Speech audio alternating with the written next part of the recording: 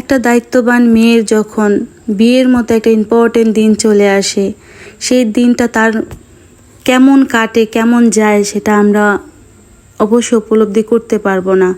সব দায়িত্ব যখন একটা মেয়ের কাঁধে যায় তখন তার সাজগোজ কিছুই ভালো লাগে না। হ্যালো এভরিওয়ান, আসসালামু আলাইকুম। 2023 সালের 14 এবং 15 ডিসেম্বর মাসের একটি ব্লগ নিয়ে চলে আসলাম। এখন সবাই বলতে পারেন যে এতদিন পরে কেন ওই ব্লগটি আনছি। আসলে আমি এখন আর ব্লগ করি না, ভয়েস দেওয়ার টাইম পাই না।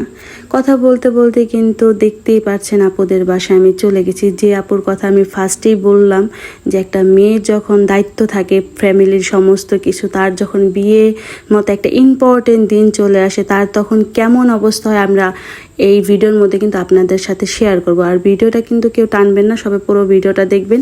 অলরেডি দেখতেই পাচ্ছেন আমি গিয়ে দেখি বউ এখন মাত্র মেহেদি পড়তেছিল।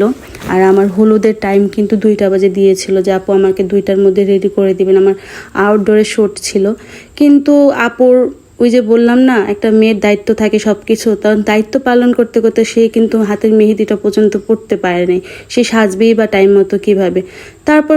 এরপরে কিন্তু আপুর হলুদের মেকওভারটা আমি কমপ্লিট করে ফেলেছি। আর এই মেকওভারটার ভিডিও কিন্তু আমি নিতে পারি নাই, আর আপুর রিকমেন্ডে কিন্তু ফুল মেকওভারটা হয়েছিল। এরপরে কিন্তু দেখতেই পারছেন আপুর মন অনেক খারাপ, কারণ আমি প্রথমেই বলছি একটা মেয়ের যখন পুরো দায়িত্ব থাকে তখন কিন্তু আর কিছুই ভালো লাগে না।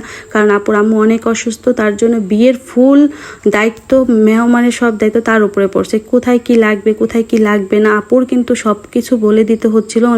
সাজের মাঝখানে আপু বারবার উঠে গিয়েছিল বলার জন্য। এরপরের দিন আমি চলে গেলাম, আপুর গহনা আপুর শাড়ি আমাকে দেখাচ্ছিল কিভাবে সাজবে কিভাবে কি করবে। আপু কিন্তু আজকে একটু লেট করে না, আপু কিন্তু চলে আসছে। আর আপুর মন অনেক খারাপ, হাসানোর জন্য কিছু একটা বলেছিলাম, হয়তো হেসে দিয়েছে।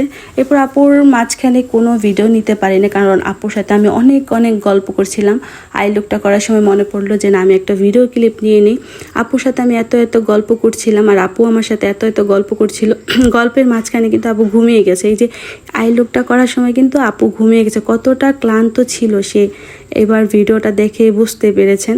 এই যে আপুর ফাইনাল লুক, আপু কিন্তু ফাইনাল লুক দেখে অনেক খুশি হয়েছে, কিন্তু হাসতে পারছিল না।